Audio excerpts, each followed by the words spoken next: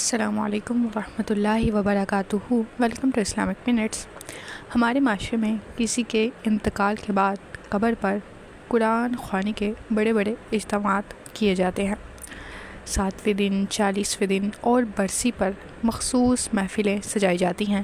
لوگ سمجھتے ہیں کہ یہ مردے کے لیے باعث نجات اور ہمارے لیے باعث ثواب ہے۔ سوال یہ ہے کہ کیا واقعی اسلام کی تعلیمات یہی کہتی ہیں یا یہ محض رسم و رواج اور بدعت میں شامل ہے؟ اسلام نے ہمیں قبروں کے بارے میں سادہ تعلیم دی۔ قبر پر جا کر دعا کرنا، ایصال ثواب کے لیے قرآن پڑھنا اور نیک اعمال کرنا، لیکن شریعت میں یہ کہیں نہیں کہا گیا کہ قبر پر بیٹھ کر اجتماعی قرآن خوانی کی جائے یا مخصوص دن مقرر کر لیے جائے۔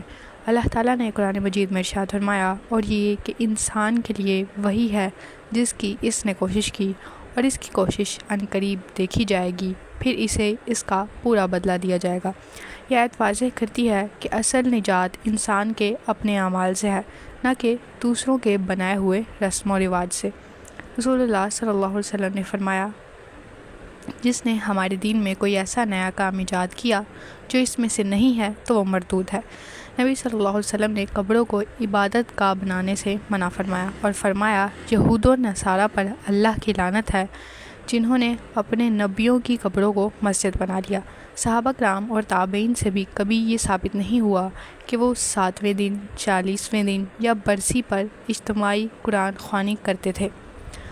عوامی غلط فہمیاں۔ لوگ سمجھتے ہیں کہ 7واں، 10واں یا 40واں دن دین کا حصہ ہے۔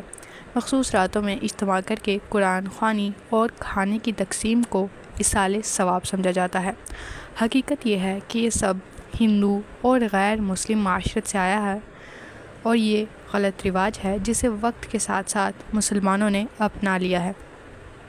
مردے کو فائدہ صرف چند اعمال سے پہنچتا ہے جو حدیث میں آئے ہیں: دعا، صدقہ جاریہ، نیک اولاد کی دعا، علم جس سے فائدہ اٹھایا جائے۔ رسول اللہ صلی اللہ علیہ وسلم نے فرمایا، جب آدمی فوت ہو جاتا ہے تو اس کے عمل ختم ہو جاتے ہیں سوائے 3 چیزوں کے: صدقہ جاریہ، ایسا علم جس سے فائدہ اٹھایا جائے، یا نیک اولاد جو اس کے لیے دعا کرے۔ قبر پر اجتماعی قرآن خوانی اور مخصوص دنوں کی تعین اسلام میں نہیں ہے، یہ بدعت ہے اور دین میں اضافہ ہے۔ مردے کو حقیقی فائدہ دعا اور صدقہ جاریہ سے ہی پہنچتا ہے۔ ہمیں اپنے دین کو بدعات اور رسومات سے پاک رکھنا چاہیے۔